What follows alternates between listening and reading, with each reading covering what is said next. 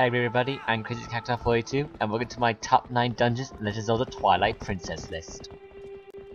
Now, I don't know about you guys, but Legend of Zelda Twilight Princess is definitely one of my more favourite Zelda games. This game is just a lot of fun. Now sure, it has its flaws, but doesn't every game do? And now I wouldn't put this in like say my top 5 Zelda games of all time, but it'd be pretty close. But we're not here to talk about the game, we're here to talk about the dungeons. So, without further ado, let's get on with the show.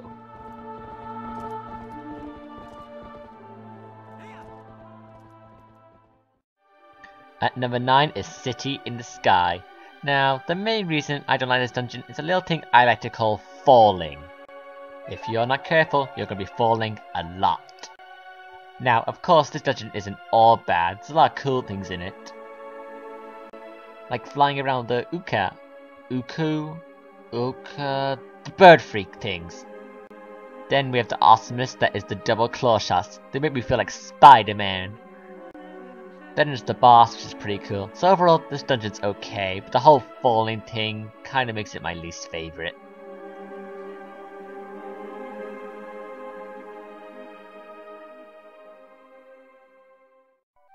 At number 8 is the final dungeon, Hyrule Castle. To be honest, Hyrule Castle is pretty bland for a final dungeon. The only notable events that happen here are the final fight with King Boblin, that cutscene where you see some of Link's friends, and then the final boss fight with Ganondorf. Yep, that's about it.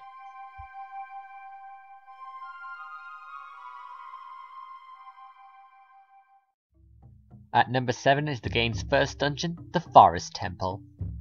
Now this dungeon's actually pretty good for first dungeon standards, since most of the tutorials are already done by the time you get to this dungeon, so it's actually like a proper dungeon. This dungeon's also pretty unique overall, since its gimmick involves you rescuing 8 monkeys trapped throughout the dungeon. You then use these monkeys to get further and further into the dungeon until you eventually get to the boss, who looks pretty epic, but is really easy, which is to be expected since it is, well, the first boss.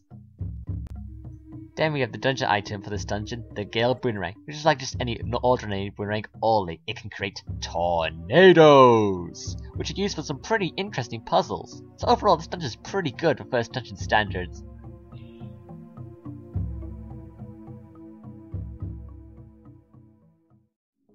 At number 6 is the Water Temple's successor, the Lakebed Temple. Now, as the name implies, this temple is at the bottom of a lake. Now, the main gimmick of this dungeon is turning on the water and have it run down the stairs to other rooms, filling them up. Now, this may seem really confusing at first, but to be honest, it's really not that bad for water dungeon standards. It's actually pretty simple once you know what you're doing. You also get your first claw shot here, which is pretty awesome. Not as awesome as double claw shots, but still pretty awesome. Then we have the dungeon's boss, Morfield, who while looks really epic, is pretty easy. I think that's kind of a trend of this game. Epic looking bosses that are really easy. So overall, the Lakebed Temple is really good for water dungeon standards.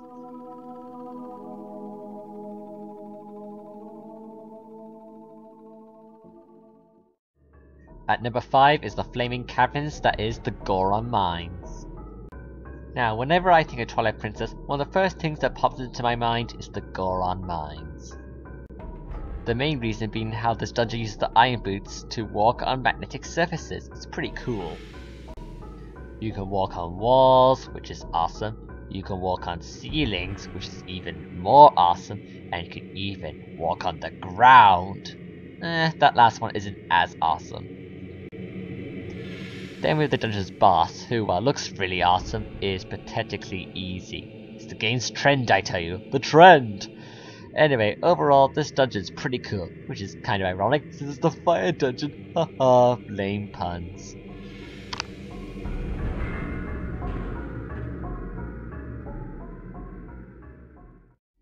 At number 4 is the ancient prison, Arbiter's Grounds. Okay, first of all, this place is a golden statue. Just thought I'd throw that out there. The main gimmick in this dungeon is that the 4 flames in the main room are stolen by 4 Poes and you go hunt them down. Kinda like a homage to the Forest Temple for Ocarina of Time, the only difference is these Poes are a lot creepier than the ones in Ocarina of Time. Then we have this dungeon's item, the spinner, which is one of the coolest in the game. The only problem is, it doesn't really get used that much after this dungeon. Shame. Then we have the dungeon's boss, Star-Lord, who, while looks really epic, is actually a bit of a challenge. Amazing, right?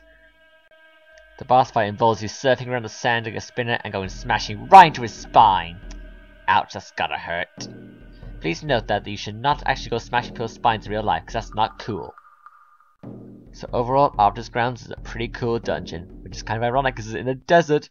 Oh wait, I already made that joke.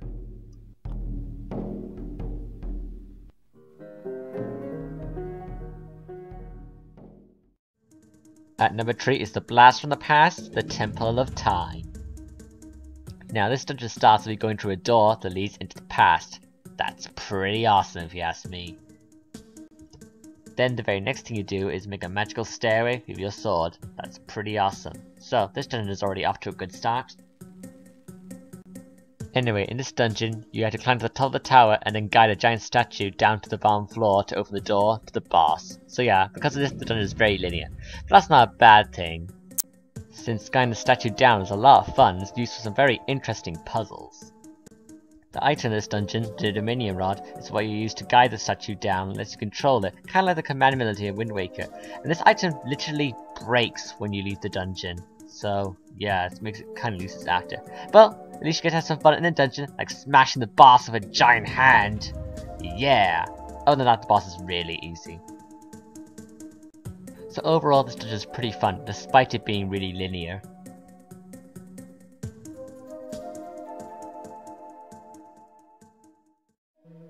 At number 2 is the frozen mansion that is Snow Peak Ruins. Now, this dungeon is actually home to a Yeti couple. That's pretty cool. What's not pretty cool is the fact that the female one, Yetta, is sick. So Yetta tries to make some soup for her, but it's not really working, because apparently Yetta's been sick ever since they found a mysterious mirror, which just so happens to be what we're looking for. Unfortunately for us, the room it's kept in is locked, and so you have to go and get the key. So Yetta tells you what it is, and off you go to find the key. So you go to the room the key is supposedly kept, and instead you find a pumpkin. Huh.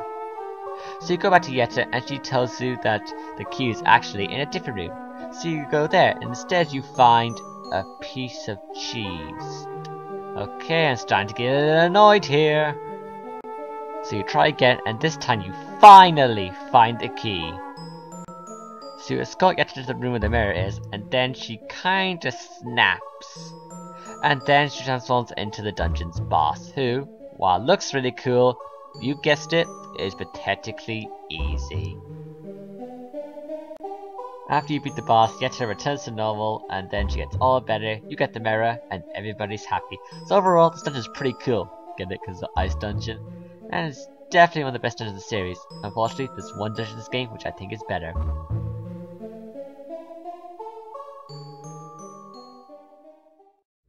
And my favourite dungeon in Twilight Princess is the Palace of Twilight.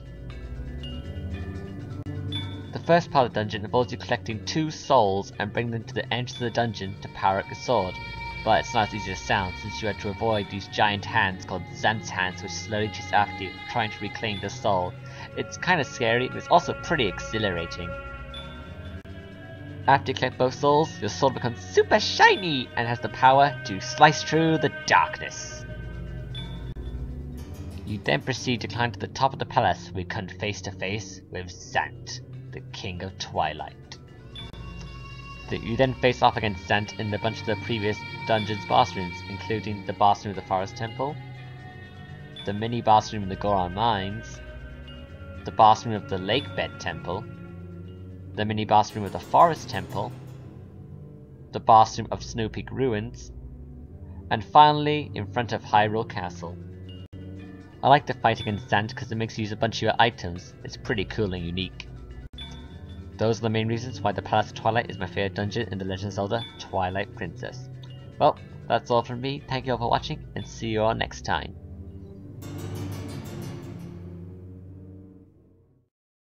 Hey everybody, if you like my video, why don't you hit that big old thumbs up button? And if you really like my video and want to see more, you hit that subscribe button. And you can click the thumbnail on the left or the right of the screen to go to 2 more of my videos.